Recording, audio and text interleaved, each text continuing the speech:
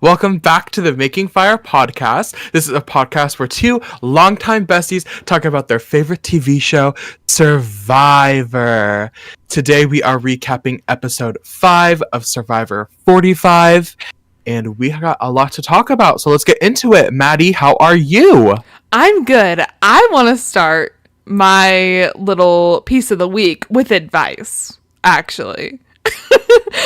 I went to the DMV this week, which is always such a crazy experience. And I just want to say, always go into the DMV with literally every piece of information that you have, even if you look stupid. I walked in there holding my old license plates because in the state that I currently live, you can transfer your license plates from one car to another car because you own the license plates, right? And I was like, I definitely don't need to bring these in. And I felt so stupid walking in there holding them in my hand. But you know what? It saved me $120. Whoa. Yeah, because the DMV, a different DMV, the person I sold my old car to messed up and completely erased my name from every single piece of information from the history of the car and thought that she owned the plates, which she does not. I did. But because I had them in my hand, the lady went above and beyond, even though she said this was the first time in 20 years she's seen this happen. I saved $120. Whoa. Also, look at you, little penny pincher. Stand your ground when you need to, because at one point she did tell me, "Oh, ma'am, you're gonna have to pay for the new plates." And I said, respectfully, I'm not going to pay $120 for these. I clearly own them. So that's what I've been up to. Let's ask the audience. Yeah, I was like, does it look like she owns them? Can she drive around with no license plates on her car? No. In your professional 20 years of experience opinion. Exactly. So, proud of you. Thank you. How have you been? I've been okay. School's picking up a little bit. We had an event for one of my majors and a little check-in. My professors hosted it. It was really fun. It was fun to be with all my friends, all the faculty. It was really cool. We had a visiting speaker, but our school, Maddie's alma mater, we have a little the dining services, and the treats they do, like the brownies and the Rice Krispies. Well, it was at 7 p.m. and so my professors were like, let's get some cute little desserts. And so they got the desserts. DES called my professor because I also work for the department, so I was helping set up. They called my professor and they said, before we bring it in, we just want to let you know that a new student worker made the desserts last night and they're not 100% correct. So this is just what we have for you. Why were the Rice Krispies? Okay, this is gonna sound so pretentious to the people who don't go to our school, but they were cut in triangles. For the people at our school, historically the Rice Krispies, and even just in life, are cut in rectangles or squares, but they were cut in triangles, which was already strange. And there was no marshmallows in the Rice Krispie treats, and so it was just cereal that was maybe a little teaspoon of marshmallow. And so I was biting into them. I'm like, these just taste like Rice Krispie, not like the cereal with no milk. And that's my little story. It was just so silly. That was the funniest part, that they called and they were like, we just want to let you know, they're not right, but we can't remake them, so we're just gonna give them to you. And that was it was just so funny, because I guess not funny to anybody else, funny to me and Maddie, but it was so silly to me. I think that's so funny, especially because then it creates such a suspense with the phone call of what are these gonna be. Exactly. But it was good. The event was fun, and there was hot chocolate, so I made up for it. Oh, the brownies were good. Were they cut in triangles or? Unfortunately not. Unfortunately not, but it was still good. We managed with other triangle brownies. Well, let's get into it. Yes. So, Survivor 45, episode 5. Why am I forgetting? Who had gotten voted? Oh, Sean quit the episode before. How are we feeling going into this little post-tribal? I think it's so funny how they're all just I can't believe Sean did that to us. Or I think this is even before when they found out that Sean told Sifu that he didn't vote for him. But they just seem so defeated. Because even though, like, Sifu was definitely an option and, like, Sean was still, like, kind of on the chopping block, if you will. It would just be so disappointing to put in all of that work and effort just for him to, like, quit. You know? Yeah. It's unfortunate, especially when you like the plan was so juicy.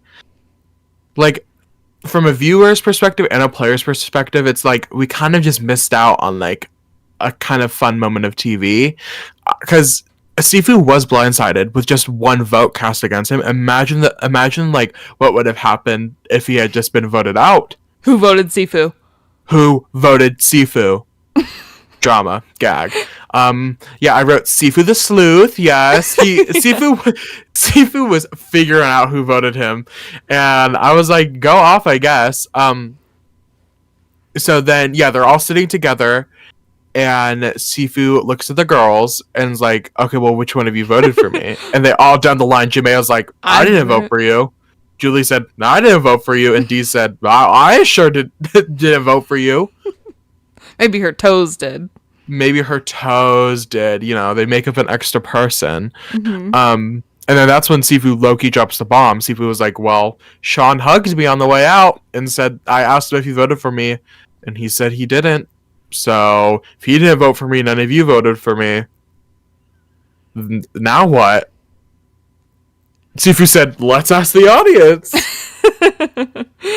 I know. I'm not sure exactly when this comes up, but I know Julie was talking about how now she's worried about Sifu because now he knows that there's a target on him, but she brings up him having potentially having an idol again in a confessional, and I'm like, where is this coming from? I'm so confused by Dee and Julie. Not like last episode, I thought it was an act.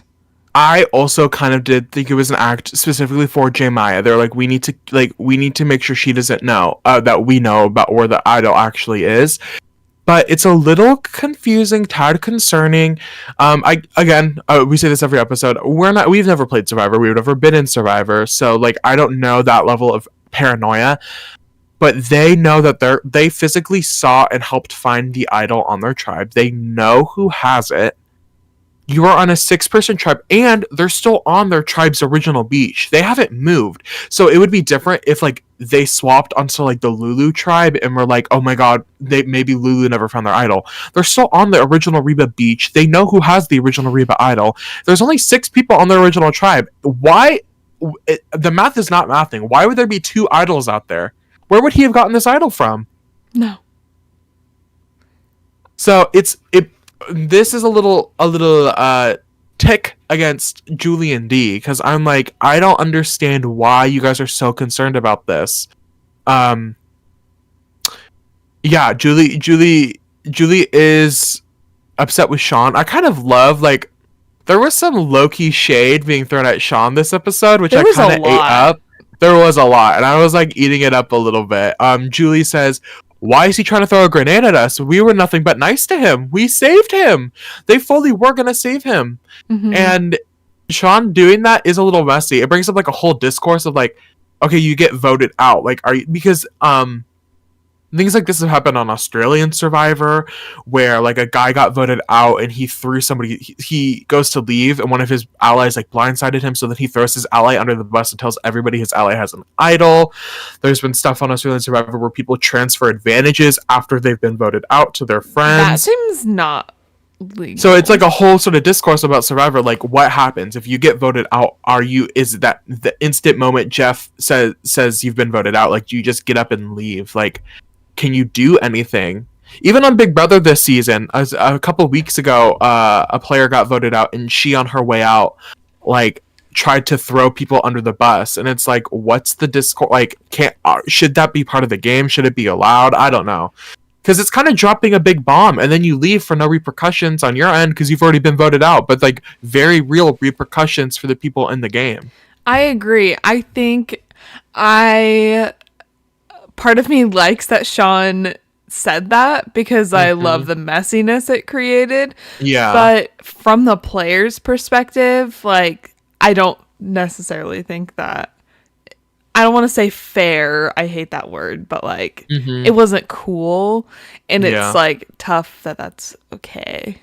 But yeah, I'm not Jeff Probst, so I'm not Jeff Probst. I'm not a producer, so whatever y'all want to do. We move on. Little intro, and we start the next morning at the Bellow tribe, and they are hungry. They're hungry hippos. yeah, I did not see Kendra downing a whole live worm, attempting to. That was not on my bingo card. Not on my bingo card. This is a very I mean, not to do a whole overview of the episode, but this is a good little Kendra episode in the amount of screen time she got.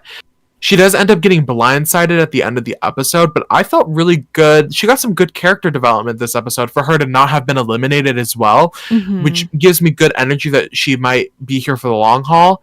No, it's really interesting. Would you eat the worm? No. You're starving. You need no.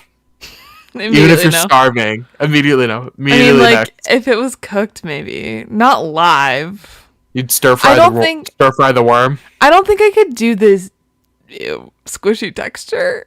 I'm literally gonna gag. No, wait. No, the thought pops in my head of like, what if it like moved in your mouth? I would not be able to. Oh, icky. I could not do it. I don't know if I'd eat bugs on Survivor unless it was like a challenge. Then like maybe, but I just think back. What would have been season 30? White collar versus blue collar versus no collar. Mm-hmm. The guy who ends up winning that season, Mike, like the first day he eats an ant or something, like some sort of bug, and then he ends up getting like sick from it because he eats it and then it was like bad in his stomach or something. I don't know, but I'm like, I can't like imagine getting almost taken out of the game because you ate a bug and nobody made you do it. Okay, two thoughts come to my head. One, I don't remember what season, and I'm pretty confident it happened multiple times, but do you remember when there used to be challenges where they would have to like go in a line and each person would have to like complete the task of like eating something and like live bugs? Yes. That is so gross. I don't think I could do it. Sorry to my hypothetical tribe, I would lose that for us. Two, I have like recently figured out something about myself, and it just like made me think of this. It definitely does not like fully correlate, but I just like have to eat my food warm. Like, I don't like cold, and I feel like worms would be like cold. I don't know. I have always wanted to like sushi and all of that, and like I know there's cooked sushi, but like I've only tried cold, and I just can't do it. And I think I can't do it because I don't like it cold. Anyways. I love a cold leftover. No, I can't do it. I have to heat it up. A cold piece of pizza. No, I hate cold pizza. I had nacho leftover, and I was like, I kind of want to eat these cold. I didn't eat them cold. I warmed them up. But, no, cold pizza, that's breakfast. No, cold pizza sounds so gross. And, like, I know I'm probably, like, I don't know. I'm just a boy. I'm just a boy who likes cold pizza. Is that crazy? No, I'm probably the weird one, but I felt like what was more embarrassing in this situation was the fact that Kendra made a whole ordeal about eating the worm. Like, I know I would have got annoyed with her ass. I'm like, eat the worm or don't eat the worm. No, because I was like, no, because you don't understand. She's a Libra, okay? She can't make up her mind. And I would have been like, okay, I don't care. I don't give a fuck. Like, either eat the worm or put it back on the ground. Because I'm not going to sit here for 5 minutes watching you just trying to figure out whether or not you want to eat this. I don't care. and it was and then the ultimate embarrassing thing is then after all that time she ends up wanting to eat it and then she can't even swallow it.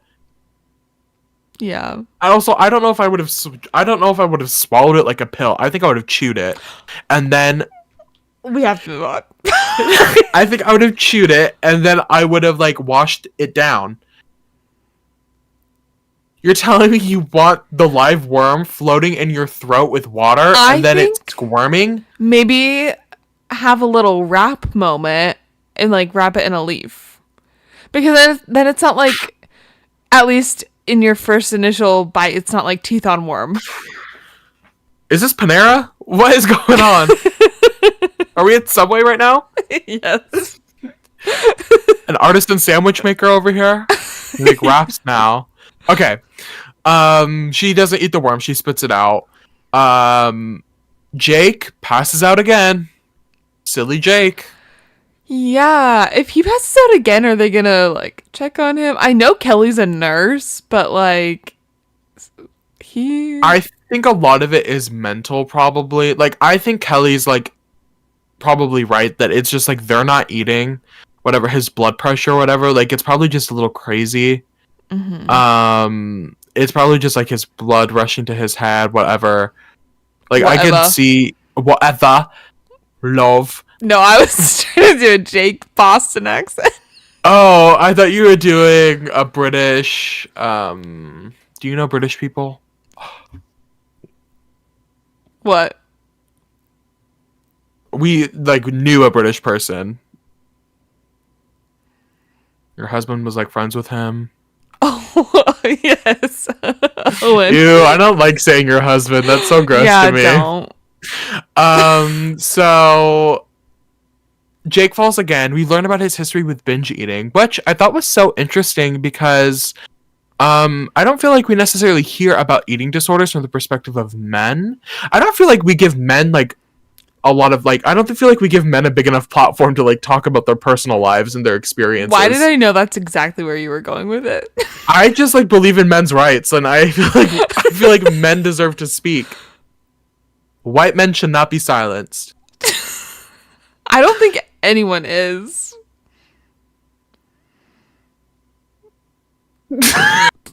Okay, anyway, so binge, I thought it was genuinely, I thought it was really cool to hear his story, especially about his weight loss and sort of that like physical and mental journey. It was really cool to me. Can I say but yeah, one it is a thing? little concerning he keeps passing out. What were you gonna say? I did really enjoy hearing more of Jake's background, but at the same time I can't help but whenever I see like pictures and flashbacks of like players' lives, I do immediately think of Mike from what season was he on? Was it 41?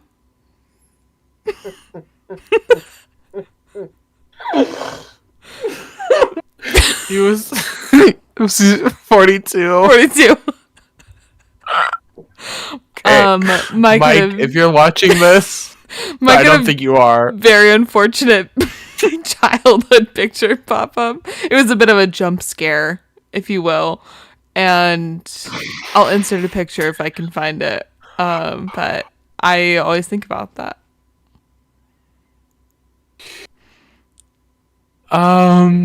So hope you're okay, Jake.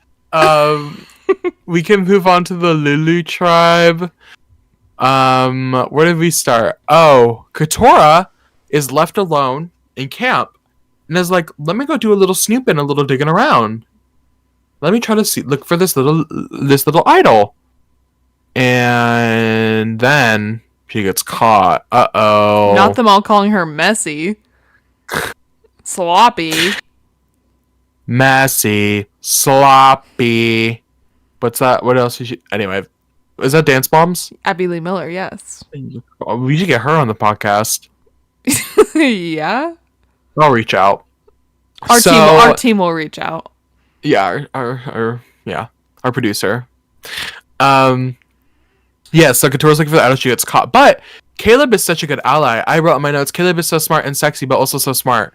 And and Caleb is such a great ally Um, he sees Katora looking. He goes, Katora, and she stops looking. And then it cuts to her, and she goes, "No, that's how I know he's a real ally because he's looking out for me."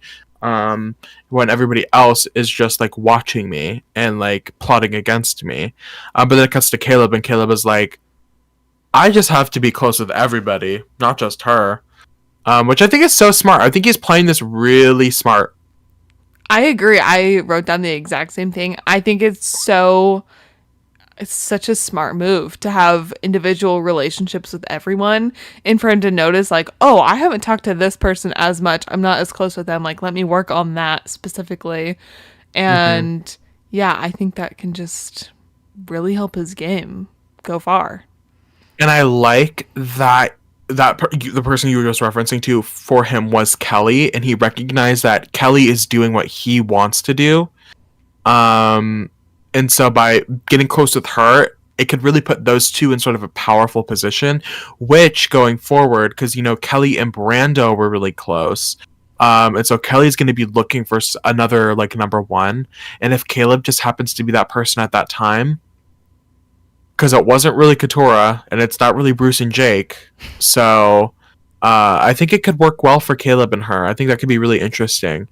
We then cut over to the Reba tribe, and it's Loki shitting on Sean Hour. Yeah.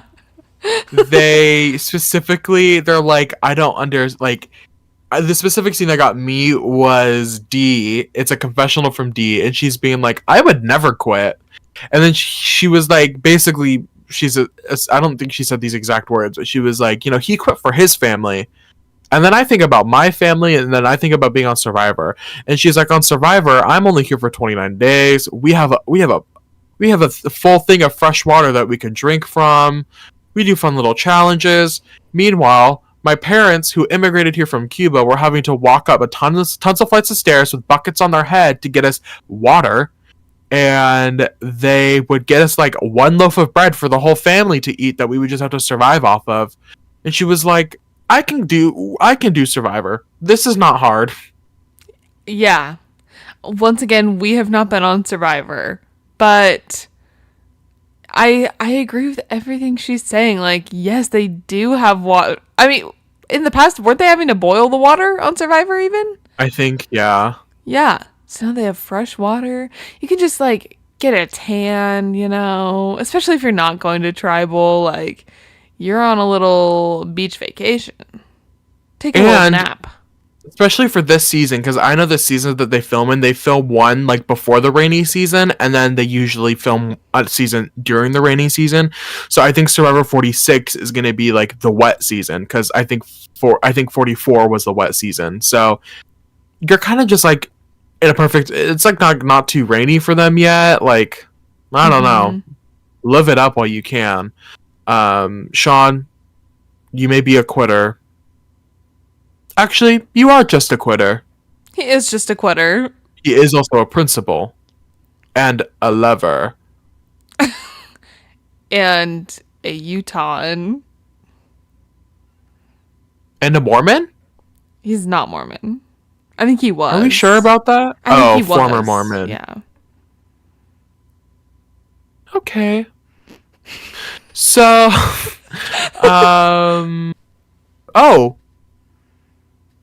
another question I have for you. Mm-hmm. So, Sifu has this ugly ass idol that he made. Yeah. And he basically is just flat out telling the girls that he has an idol. And nobody asks to see it, which I think is interesting. And even if they were to see it, would they be able to tell that it's a fake? Okay. I was thinking about this because I feel like it looks kind of similar to we'll get to it, stupid little amulets. Mm-hmm. And I think that was resourceful of him. I think I kind of like that he told, for once I like that he told everyone. I think it's fun because he's like, oh, you're going to vote me out? You're going to vote me out? Bet. And then it makes all of them start questioning. And then Dee and Mhm. Julie are like, why don't we go for Jay? Play the safe move. Yes, that I think that's a little down the line, but yeah, basically they have to. What's the Jemiah's plan was basically if they end up going back to tribal, that Jemiah would go up to Sifu and say that she is the decoy vote, so then Sifu's comfortable, and And she was then going to be like, I'm the one who voted for you. oh even- yes, even that's though what she she was. didn't. Yes, that's what it was. That's what it was. So then he would want to vote her out, and then get everybody on the same page to vote. Excuse me, to vote Jemiah out, and then Dee hears this plan and is like, "Girl, why don't we just vote her out instead?" Yeah. Which I don't think is a bad idea. Like if it keeps their little duo safe, then like go ahead. I don't know. Like we haven't been really getting a lot from Sifu strategically. I don't think Sifu's really being strategic. I don't think I he think is him either. gathering the little materials to put together the fake idol is the most strategic thing he's done all game. And I think he unknowingly made a very strategic. I feel like it was a good move for him to be like, I have this idol. Because by him confirming their paranoia, it would be different if they weren't like they didn't suspect them of him of having an idol. But Mhm. but Julie and Dee specifically already being concerned about it for no reason really, I think is really going to be helpful for his survival in the game, because they're not going to want to mess with that. They're not going to want to mess at it while they only have a 4-person tribe, because the odds of one of them going is way too high. Like they would want to wait. Mhm. So that is that. Oh, Sifu tries to intimidate Jemiah, which I was like, this is so strange. When he went up to Jemiah and was like, I forgot what do you know what it was like? Push to what? Oh, push he to was something? talking about the push hands. The push hand, And how He was it's like, all "No." about like understanding the energy or whatever of your opponent and getting in their head a little. And she was like, what is that supposed to mean? Yeah, and so then he leaves, and then Jemiah, I love Jemiah turned around to Julie and was like, "What was that?" Yeah. Like that was just like strange. That was just like a strange interaction. So interesting. So Sifu is just an interesting little guy so far. But I'm interested to see how it turns out. We then go over to the Bellow tribe, right? Yes, the Bellow tribe, because yes, okay, the blue people, and They're called Smurfs. The blue people. no, I'm talking about the Blue Man Group. Oh, not Avatar. No, like I was talking about like the police.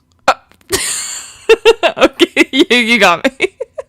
The Blue Man Group was a good one though. I couldn't think of like any actual blue people. Anyway, so but you know who could have probably helped us find some blue people? The little nerd group on the Bellow tribe. Emily, Drew, and Brando are sitting at the thing, and we find out that there are a couple little, well, minus Emily. Emily's kind of just there, but Brando and Drew are little Pokemon nerds. I was dying at Emily sitting there like fake laughing at what they were saying, like ha ha ha, yeah. She had no idea what they were talking about. Girl, I know you've been in that situation once or twice. Yeah.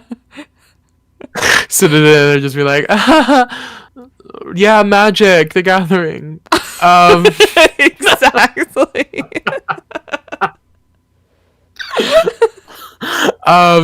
So they're talking, and it's like it's a time skip. They're really eating up the little time what do you call them? Time I don't think it's like a fast time. forwards. Maybe I don't Jump think it's like cuts? a time lapse. Like it's just a little I think compilation. it is a time lapse. I I feel like a time I lapse feel doesn't like have it's as a- many like I cuts. feel like it's a time lapse that's No, you go. no, you go. I feel like so yeah, they're doing a little time, they're doing something, little cuts, whatever. And they are bonding seemingly, and so it cuts to Brando and a little confessional, and Brando's like, they never have this many nerds. Like the three of us are like the nerdiest of the nerds in this season. They never have this many nerds on the tribe, you know? And then Drew's like, yeah, like nerds get voted out, like they don't last long, blah blah blah. So then Brando goes, we should work together. And Drew goes, No. no. He Drew, said are you it fucking so stupid? mean too. So And, like, mean. So I don't even know the word I'm looking for. Not like condescending, patronizing. That's what I'm looking for. So mean.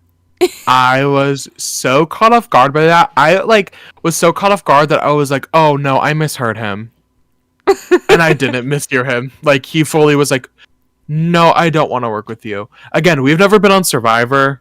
But that Um, seems like a bad move. That seems like a terrible move. I would never say no to an alliance. Ever. Never. That's like feels like a number one no.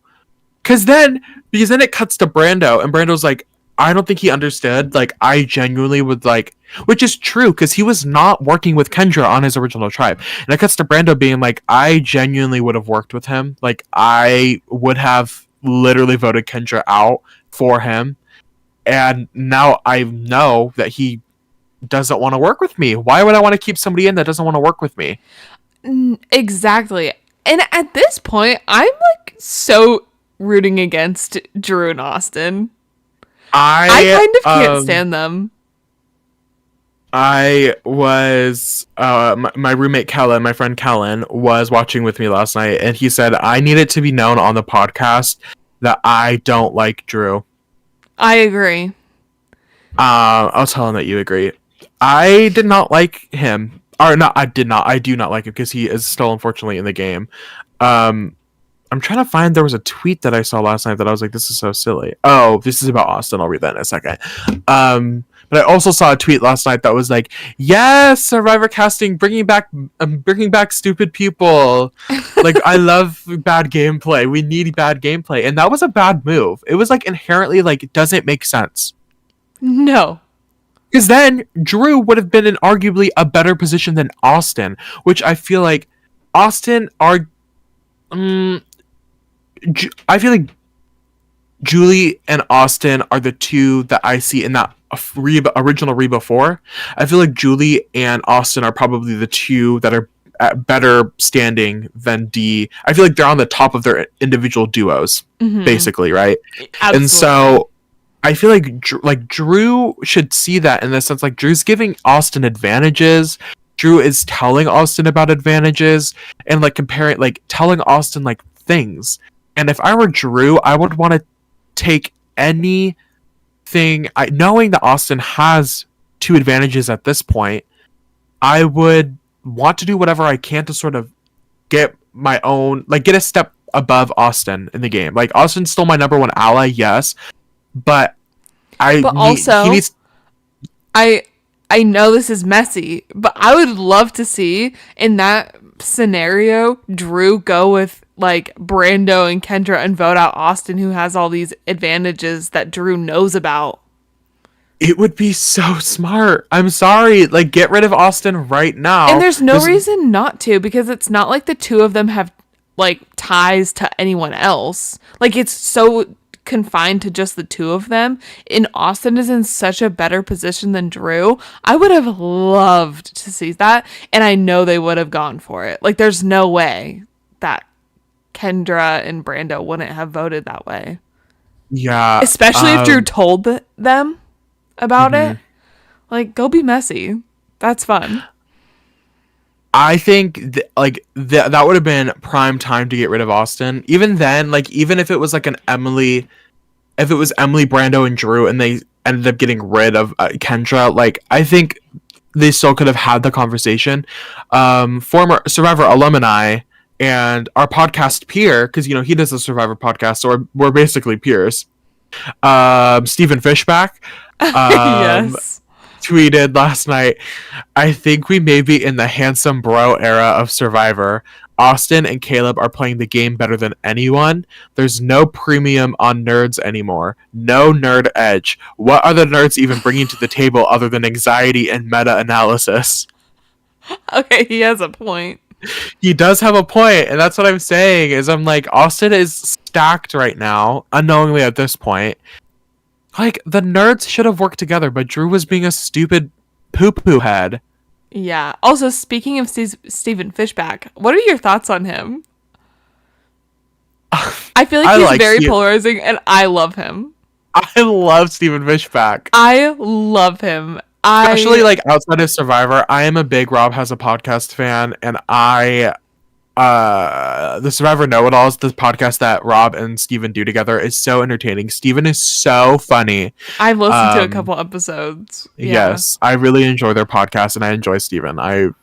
Steven, come on our podcast. More than welcome. I love Steven. Steven's like one of my favorite players, I would say. Yeah. So that is Drew bad move. I feel like we'll have other bad move moments from Drew this episode, but that I was like, I can't believe I'm watching this right now. Yeah. I have a question for you. Yeah. I'm not sure if this is exactly where it like came up. Where we got some confessionals from Emily talking, or Emily kind of deciding who to go with, or like what would work better for her. Who would you choose if you were Emily? Would you want to go work with Kendra and Brando, or Austin and Drew? Like, knowing what she knows generally, because like obviously the audience knows more. Maybe she doesn't. What? Maybe we don't. I don't know. I really feel like we are getting Emily's winner at it right now. I feel like she knows a lot. I feel like this is her story that's being told, and I'm feeling it. I feel like she's really smart and can notice things. I think we've seen that in the past. Like, she was very clearly to catch on to relationships within Lulu. So if I was Emily, I think she made the right choice in picking Austin and Drew, in my opinion. I think Austin and Drew are really reliant on each other at this point. Austin a little less than Drew. I don't think Drew would be able to survive without Austin. But Brando and Kendra, I feel like Brando could beat Emily in a strategic sense, maybe. And I feel like Kendra could definitely beat Emily in a social sense, right? And so if she creates this like tight trio with them, like, she's setting herself up to be with people who are kind of better or at the same level as her on different things, where I feel like Emily definitely beats Drew in all aspects. I feel like Austin definitely beats her physically, but maybe beats her socially as well. I just also feel like Drew and Austin are not very smart. Like, Yeah. I feel like Emily setting herself up with two people who don't show any cracks. They didn't show as many cracks as Brando and Kendra did.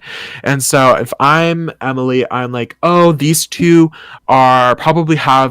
they've probably told her about the four that they have, right? And so I would assume so. Even if not, then I would maybe just assume that the two of them have other people on the original Reba tribe that Emily could go back and work with. So yeah, I think she made the right decision. I think she could outsmart both of them. And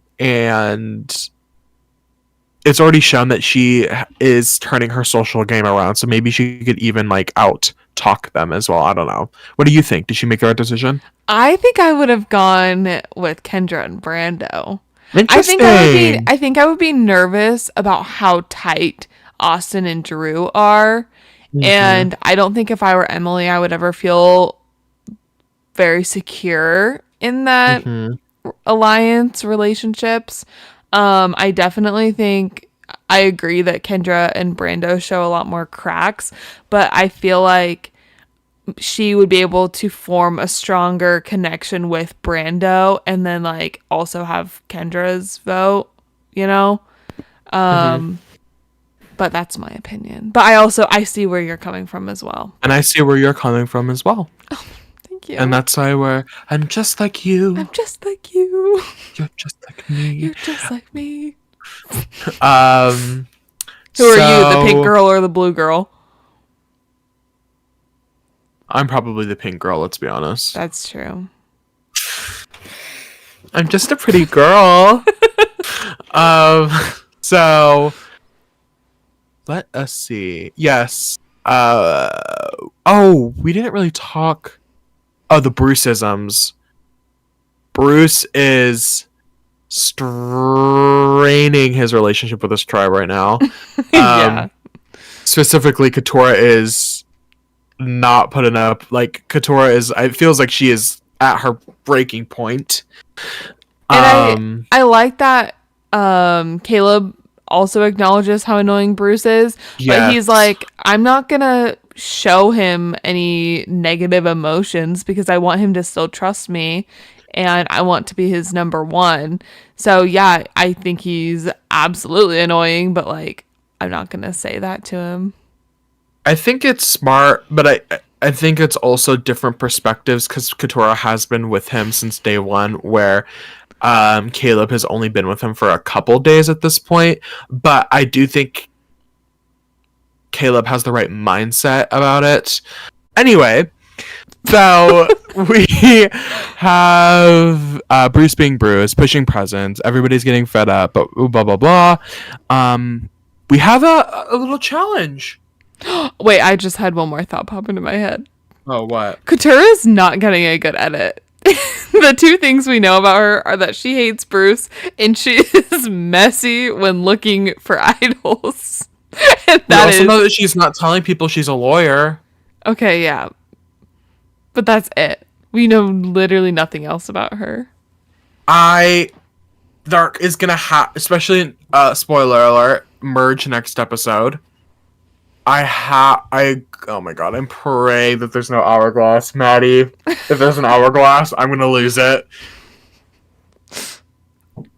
I feel like we have a big blow up coming. Yeah.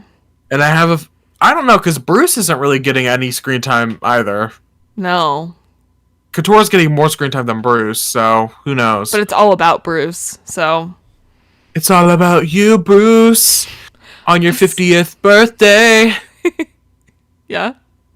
Anyway, so we have a little tribe challenge, or just a regular challenge, some might say, and Reba and Lulu end up winning.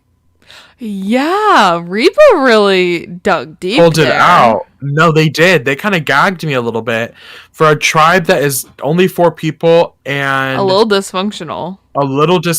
They really had the teamwork making that dream work. Mm-hmm. Yeah. It was good to watch, and I don't like people necessarily going back to Dr. Tribal. I think that's why, because it just makes this like underdog story, Lulu, the Lulu losers, you know. Mm-hmm. But it makes it fun because I like, especially now that we got more. I would have liked Lulu to go just because I would have liked to see more Bello people. I wanted Lulu to lose so bad. I wanted to see how the dynamic was going to work. Like, I wanted to see what the voting within that tribe was going to look like. But at least we got one tribe to at least we got a different tribe than Reba to go. Mm-hmm. Bello, yes, ends up losing, and that is so unfortunate. But before they end up losing, well, no, they did lose, and then I guess directly after they lose, Reba has a choice to pick one person from each tribe to go to. No, what is it called? A journey. Oh, a journey to go on a hike. I almost said to tribal, and I was like, that's not right. That would be wild. Only 3 people go. Yeah. One for each tribe. That'd be crazy. So they do rock, paper, scissors, the Reba tribe, to pick who on that tribe gets to go. So they pick J Maya on their tribe, Kelly on the Lulu on the Lulu tribe, and Austin to go from the Reba tribe because J. Maya wants to compare notes with Austin. I cannot believe she said that out loud in front of everyone. What is with this tribe? This tribe's their mouths be yapping, telling everybody about their idols, saying all of their inner thoughts out loud. Just say, I just wanted to talk to Austin. Like, I just want to hang out. Yeah. Yeah. Just want Like that. catch You're up. not going. You're going with like a third person. Like Kelly, you're just gonna expect Kelly to not listen, and you're just gonna expect Austin to share information with you. You're still in the tribe portion of the game. He's on a different tribe. Why would he do that? And they weren't close to begin with. No. So why would she say that? It makes no sense. I wanted it messy. I wanted her to pick Emily to go. Cause imagine that it was the two, like, if Emily had gone, I don't think they would have voted Emily out. Like, I don't think it may seem easy on the outside, but then I don't think either two are risking rocks in the future. I don't think they would have voted Emily out. And so just imagine the scramble, both of the duos. Like, Emily comes back from the adventure and they're having to, like, claw for her attention to figure out who to vote. Like, that would have been so good. Mm-hmm. So I'm sad, but Austin ends up going, which is fine, I guess. We can just continue talking about this before we get into the tribal stuff. We'll talk about the little journey. Mm-hmm. The three of them walk up the little hike. Mm-hmm. They walk up the hike. What is it called? What did you hike up? A mountain. They walked up the mountain or whatever the hill. And they're presented with a little thing we haven't seen yet, and I'm liking that they're switching it up. Yeah. I can't remember if they switched it up last season, because I know for a while it was always Prisoner's Dilemma or always like Risk whatever. So I'm liking that they're switching it up. Sustenance or strategy. Yeah, I think so. So it's either it's a majority vote, not a unanimous vote. It's a majority vote. So they either majority picks to eat sandwiches and they just walk on back, or the majority picks the amulets. My BFFL Kellen was talking to me, and I had to be like, Kellen, I need you to stop talking because I'm taking notes this episode, and I need to be able to understand this amulet. And it took me a minute. I was like, I am so confused right now. So, and please stop me if I'm wrong. The amulet, how they work, is that the three of them have to be used at the same time. And if they're all three still in the game and you use them at the same time, you get an extra vote. But if you vote somebody out with the amulet, then it gains more power. So if Jemaya goes home, then Austin and Kelly will have an amulet. They have to still play together, but it's now a steal a vote. And then if Austin goes home, then Kelly just has an idol. That's it, right? Mm-hmm. Yeah. A little confusing for my little pea-sized brain, but I think it's interesting. I think it's interesting because I don't know. Okay, what do you think about it? What would you have picked? The way the convincing between the two of them, right? Because Jemaya instantly picks strategy, Austin instantly picks the sandwiches, sustenance, and so Kelly's left in the middle, right? So you're Kelly. What do you pick? The sandwiches. Easy. There's no way I would want that amulet. That is such a target. So many people are going to know about it. And you're going to be a target not only for, like, knocking people off, but, like, because... Getting knocked off. Yes, but also, like, you're just a target to everyone now. And, like... Mm-hmm. I wouldn't necessarily want to just like all of a sudden have to have so much trust in like two random people that I don't know, and I don't know what their games are, and yeah, they're gonna be gunning for the two of you because I would want an idol. And like all the other advantages are like fine, but you'd have to work together so well to make them work. I just don't like that. I don't like when advantages like this just feels too deep and too big, and I don't like that now it's going to be like a strategy to deal with the amulets instead of like who can I beat to win, if that makes sense. You're voting people out because of advantages, not because of like game. Yes. I mean, like advantages are part of the game, but it's like a different context, right? Yeah. So I agree with you. It seems too big, and it seems a lot. Again, Americans, audience members, we got pea-sized brains. This is going to be a lot to follow. Like having to remember who has what's still in the game. So I don't know, and I think like inherently, it's just like I think this is how you can tell who has a good idea of like social standings or like social context in the game, right? Like instantly J Maya wanting to pick this advantage. To me, I'm like, girl, I know you have no clue what's going on. Because it does not. You're just wanting an advantage to have an advantage. This doesn't make sense. The three of us are going to be on different tribes, and who knows? I mean, luckily Merge is next, right? But like, who knows? Like, if you're going to want to work with these people, and it inherently is just asking for you to be voted out. And it's asking you like to not work with these people, because how are three people on three separate tribes who haven't been working together supposed to come up to a consensus? Because they don't get 3 extra votes; they get a combined 1 extra vote that they have to use between the 3 of them. That doesn't make any sense. How is that going to work? They have not been working together. And so, like, and then it's just to steal a vote, which then again, like, that's still, like, how are 2 people going to come to a consensus? Maybe J-Maya and Austin could, if they voted Kelly out.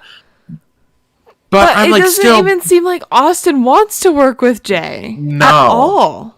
No. And then, like, how long? Like, because it's, like, this is it's gonna take you from this cycle. It's gonna take you at least 3 cycles if you vote back-to-back people out. It's still gonna take you 3 cycles to actually get an idol, and at that point, you're like just merging. There's so much other stuff to think about than me getting it. Like Austin already has an idol, and why would he want another one? Like I mean, I could. 2 idols is great, but like it just doesn't necessarily make sense. And you're gonna have to. I mean, unless you can come up with other reasons to specifically vote for those people out, you're going to have to share what's going on. Like, yeah. And then they're going to know, oh, you want her out because you have that. Like, I don't want you to get that advantage. Unless maybe you're Drew and want Austin to have the entire world. But, like, I thought it was really funny, the confessionals after, where Jay is like, it's the best day of my life in Survivor, and Austin's like, this is the worst day in Survivor, and she just has not a clue about what is going on. You can easily tell, like, and it's so strange because they're coming up to the halfway point in a couple cycles. Like, it's pretty late into the game to not really like J-Maya. You can just tell she just wanted and I love J-Maya. I love my Asian representation. I love singer-songwriters. Singer-songwriter, like just like me, Grammy Award nominated, just like you, just like me. And so I feel like it's just like it's like upsetting to see, because I'm like, this is not good for you. You're already on the bottom, which is devastating that you can't tell you're on the bottom. Like, it's hard to watch you every week and not understand that you are the bottom of every tribe you're on. And now, like, you're just going to have more of a target. Out of the 3 of you, it's going to be the easiest to get you out. It's going to be the easiest to get J-Maya out. J-Maya and Austin don't know Kelly, and so, like, they don't know the sort of, like, social intertwining that Kelly has and how good of a game she's playing right now. But I wouldn't want Kelly. I wouldn't want wanting Kelly to vote me out. No, I wouldn't want Kelly or Austin. No. Especially because J-Maya doesn't even trust Austin. Doesn't like J-Maya, and J-Maya doesn't trust Austin because J-Maya wants to do a girls thing. It doesn't make sense, and you're all starving. Take the sandwiches. And it's so much less suspicious if you're like, yes, it was between sandwiches are an advantage. I had a sandwich. And End you of could story. even prove, you could be like, I won't eat tonight or tomorrow morning. Yeah. Like, to prove to you, it was like, that's what I do. I'd be like, and I'm that not, is I won't such a eat. good, that's smart too. Yeah. I don't know why. Like, even, like, the sandwiches seem so smart. The amount of carbs in a sandwich, the bread, the protein, meat. the meat, the cheese, like, that's gonna fill you up, and they're just about to merge. Imagine if you're merging on, like, a semi-full stomach compared to people who have zero in the tank. People who are passing out from just standing up. Yeah. Like, you literally, like, one little, that wasn't a little sandwich either. It wasn't a little, They were like Subway it was footlongs. a sandwich artisan made that. Yeah. And I the don't- juice. The juice. Yeah. OJ. I was gonna say it, but then you said it, so it's okay. So they end up. So we'll follow Austin now on this little adventure. We'll do some backtracking. Austin goes back to his tribe and ends up lying. And says that they. Oh, let me see if I can remember. I didn't write his lie down. They went to the thing. Oh, it was they had a little sweat versus savvy that they had to do, and then they couldn't complete it. Yeah. I don't Which- think he sold it very well. But I don't. his There tribe were members other seem a things little gullible, so I was gonna say, and I think there was other things going on like at that moment than like trying to figure out. So let's backtrack a little bit and figure out what's going on before Austin comes back, and then we'll meet in the middle there. Mhm. So Bello loses, and we're coming back to tribal, or not tribal. LOL. We're coming back to camp, and Brando decides that he needs to vote Drew out because Drew doesn't want to work with him, which it like valid. Drew specifically was like, I don't want to work with you.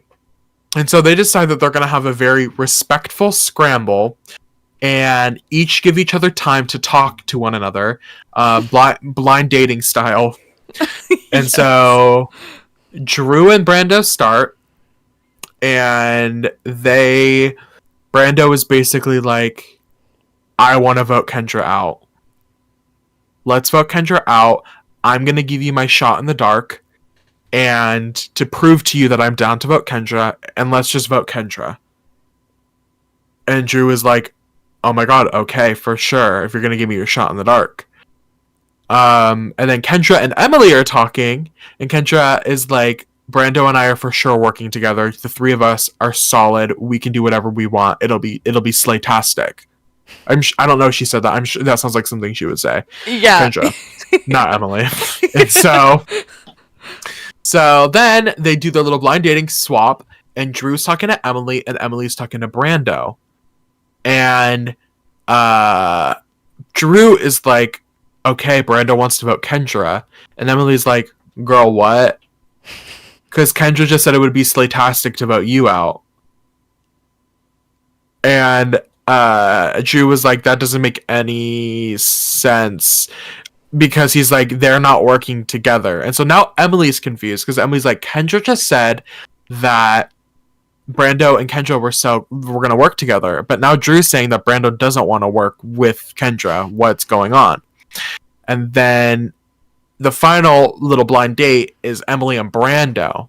And Emily goes up to Brando and says, why did Drew say this? And Brando says, no, I didn't say that. Drew said that. And Emily's like, oh, so Drew's a liar.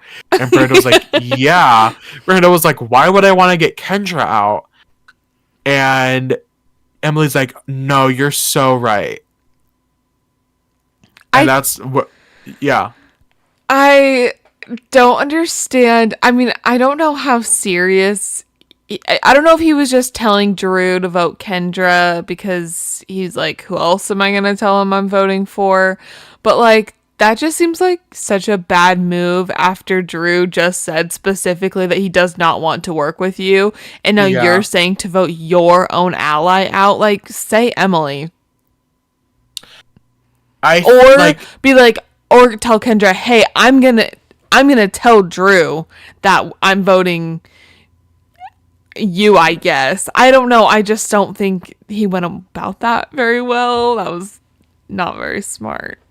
I don't think he went about it very well either. I think if he waited a little bit, like if he waited for Austin to get back and maybe sat down with both of them and was like, guys, I've been thinking, like, I just don't feel like I can go forward with Kendra. And maybe if he like laid everything down on the line for them, like I think in theory it could have worked. Drew is not very smart, and I feel like Drew is easily gullible. If it was just the right time and the right context, especially if Austin was next to Drew while this was happening, like if Austin fed into it, then I think Drew would be into it.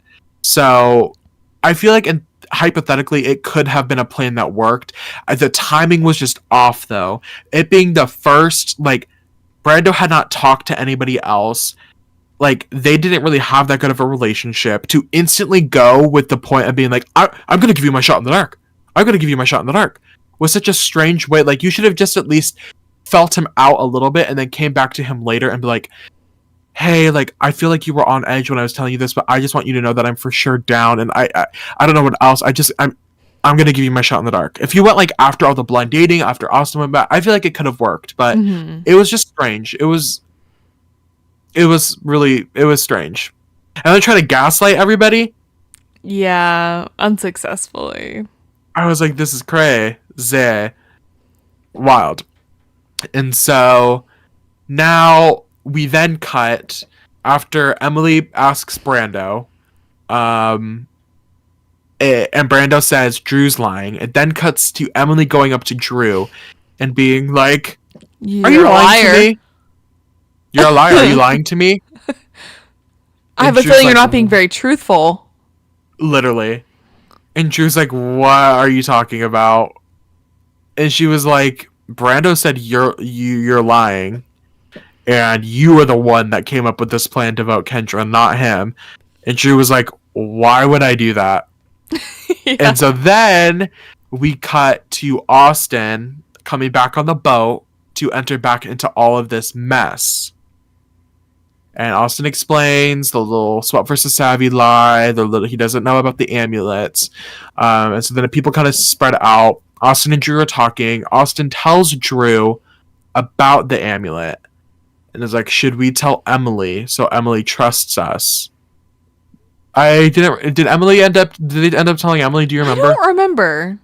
I don't remember either.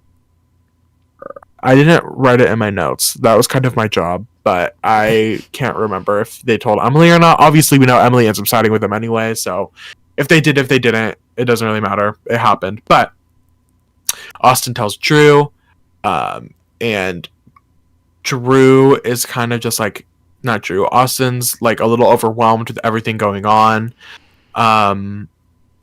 And that's kind of the last we hear about it. We're kind of left on a little suspense whether or not they're going to vote for Drew or if they're going to vote for Drew. Oh yeah, it would have been Drew or if they're going to vote for Brando. We don't really know. It's kind of the gag. The last note I wrote before we go into tribal was, Emily, please do not vote with those stinky men.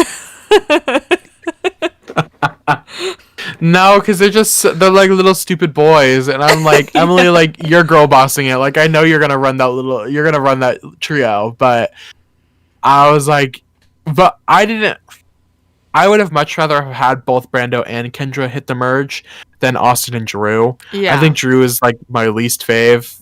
Yeah, I'm not living for it, so that's why originally in the draft I ranked him like very, very low and did not at all like him. And then the first couple episodes I was like, I feel like I might have been wrong about him. And now, no, I don't. I'm going to go back to my original statement that I don't like Drew. Whose draft is he on? He's on yours. That's a trick question. Yeah, and you got Emily. Yeah, and you were like, that was a crazy pick. It felt like it at the time. In the first when couple you gaze episodes. into the future.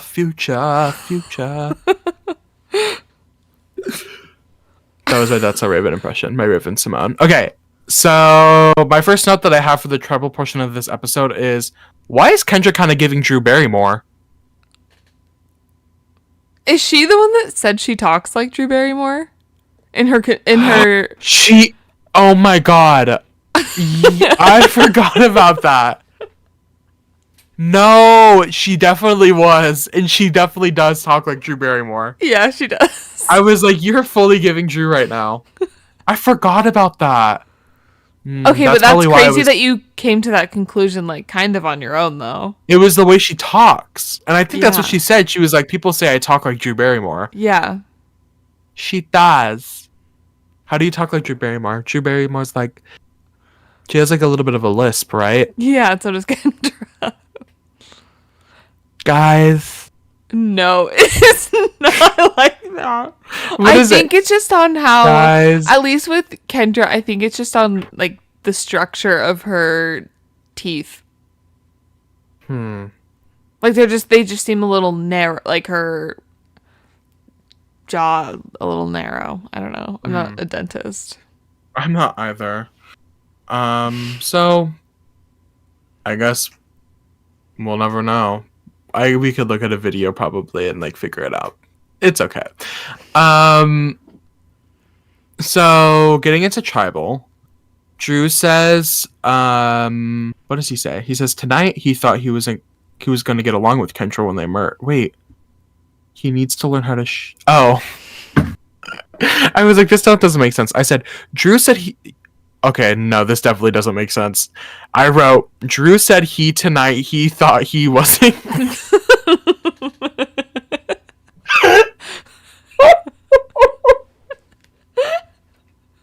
No, girl, I just got lighter. See stars? I see stars.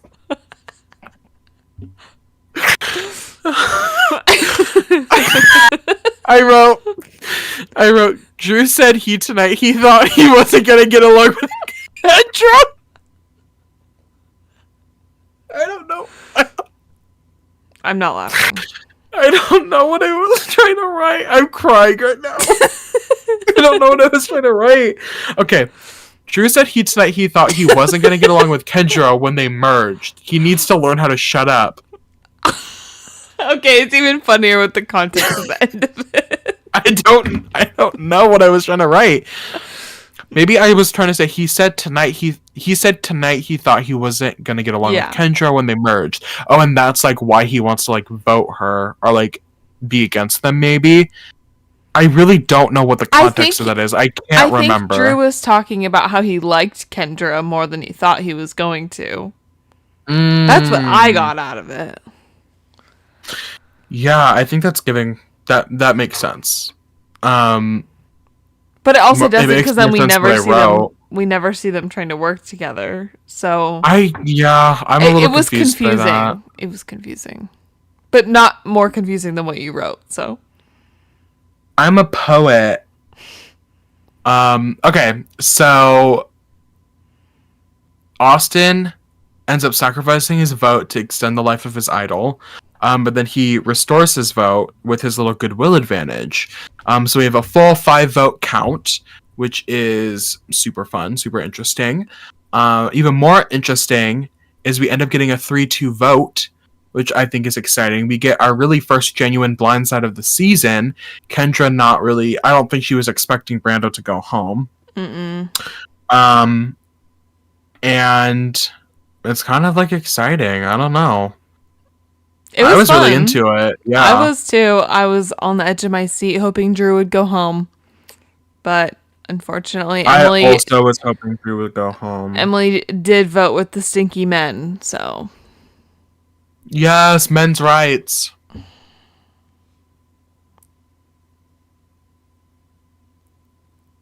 So, Brando ends up on his way out saying, "What if y'all win it for me?" And I wrote, "It's gonna be Emily per."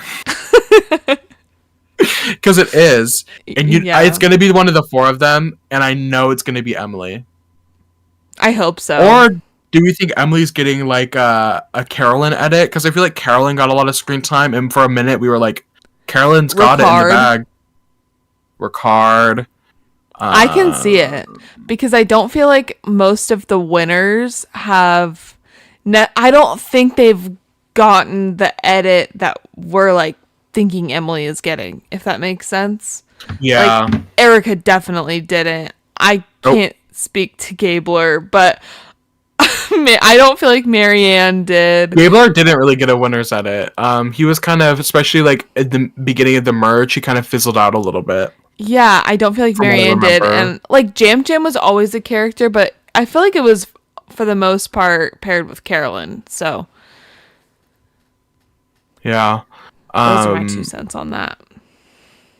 I don't know. Emily, the 4 people left on the tribe, definitely not going to be Drew. I feel like Kendra is the Carolyn. Kendra is the Carolyn. Emily is the just Jam out Jam. of that tribe. Yeah. Who's the other Heidi. Austin's the Heidi. Yeah. Yeah. Oh. Well, that was basically it. We see our preview for next episode. We merge. Looks like the Reba 4 is going to be getting back together, and Caleb is Canadian. okay, I do have one more thing to add though. Yeah. So I was on TikTok earlier today and I saw an interview from Brando. I don't remember who he was doing the interview from. I think it was a couple different people. Okay. There was an advantage potentially that was edited or just we didn't see it. So at the merge when Brando grabbed his new buff, he was like, "Oh, this is like thicker than what I would expect it to be." And he doesn't look in it. And then he gets to his beach and then the producers are like, "Let's go for a little walk." And then they like take it from him. So he never gets to see inside it. He never got to read what it was, but he's thinking that it was like maybe he would have been able to switch with someone and go on to a different tribe. And I'm wondering what you think about switch people. Yeah. And I'm wondering like what do you think about that? Because I kind of I think it's like a cool idea in theory, but my problem is I don't like that it was like hypothetically time sensitive and he would have had to do it right then and there, but you're not given like he just had, why would you, let me gather my thoughts. If I were in that position and I got a buff that like clearly had something in it, there's no way I would look at it on the mat. How would you pull that off? That would be so suspicious.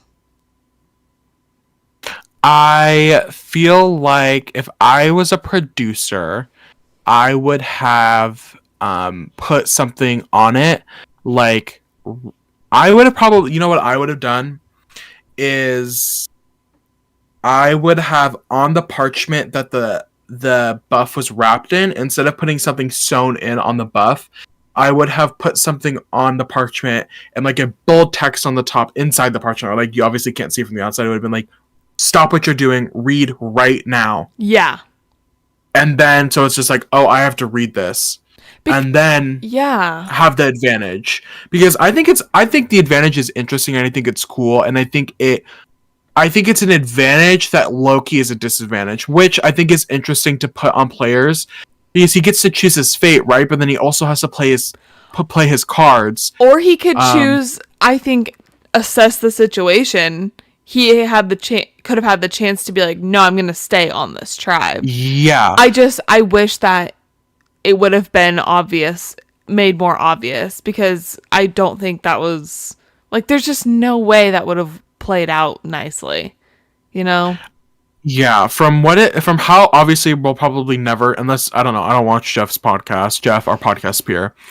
I don't think they'll ever talk about it. I don't know if he's talked about it, but I just highly doubt that this is something producers are going to talk about. Well, I don't know, because they have shown people missing advantages in the past, but this is just like a whole different like thing. Did Jeff's podcast talk about Kendra going to the Lulu camp? No. Where did we hear that from? Kendra going to the Lulu camp. Yeah, like on the first episode before Hannah quit. No, I don't remember ever hearing that. I don't think we ever talked about that. Okay, gaslighting me. I'm definitely okay. This is me, hand on my Ghanaian dime, whatever currency this is. My 5-cent Ghanaian coin. Hand on it. I have no idea what you're talking about. Okay. They have. I mean, but not like I know. That sounds like something the producers would do because we've heard throughout even just this new era, people saying that producers have edited out full challenges. They've edited out rewards. So it doesn't like it sounds like something that would have happened. And I don't put it past them. But like, oh no, you know what? They Whoa. The scene that I was thinking about was Michaela in Game Changers, who was sitting on a bench, and there was an advantage tied. It was one of the benches that floats on the water when they're doing a water challenge. Oh, yeah, I know what you're talking about. Yeah, and then, like, Sarah dived in before they left to grab the advantage, and that in my head, okay, that's why they showed it, because obviously Sarah ends up with the advantage. But nobody would have ended up with Brando's advantage, obviously, so maybe that's... Yeah, no, I totally understand why we didn't see it. I just more like, I think it was not executed well, just like in the game. Yeah. But I would like to see it in the future, maybe. I would like to see it in the future. And I think the idea is good, but you're right, it was the execution of how the producers, I'm guessing, the way that Brando described it did not sound... Like, I don't even know if I'm necessarily, like, maybe I feel something, but I'm like, maybe it's just, like, bunched up or whatever. Like, I don't know if I'm necessarily, like, looking in my buff or something. You know what I mean? And it would be so weird, especially because Brando, I mean, he still doesn't know exactly what it would have been. But, like, you have no idea what that would be. Why would you look at it right there? You'd be like, oh, I'm going to take this. And then when I have a moment in private, I'm going to look at it. Like, that's just like, why would you think anything else? No, yeah. Yeah. Yeah. Yeah. Well, that wraps up episode 5. Yeah. You have anything else to say? No. Okay. So, what now? Should I take my Be Real? I took mine. When? I didn't see it. Oh, it's my own. Thank you all for watching the Making Fire podcast. Please subscribe as we are watching our Survivor. I'm sorry, what? No, because the worst part is I retook it too. The first one looked so bad, but I was trying to be like subtle about it. I didn't want to like put my camera because I knew you would have known when I put my camera up in the thing. But you can't even see you in it, so it's like it doesn't even matter. Anyway, thank you all for watching the Making Fire podcast. Please subscribe, like, comment, share. I don't know, whatever you do on YouTube. And if you want to see more Survivor 45 content, make sure to follow us on TikTok, Tumblr, MySpace, Wikipedia, Farmers Only, Christian Mingle. Yeah. What is it? TikTok, Tumblr, not Tumblr, just TikTok, Twitter, and starts with an I. Instagram at Making Fire Pod. Yeah. Send Riley hate messages so he posts. I can't wait to see how this turns out. Bye.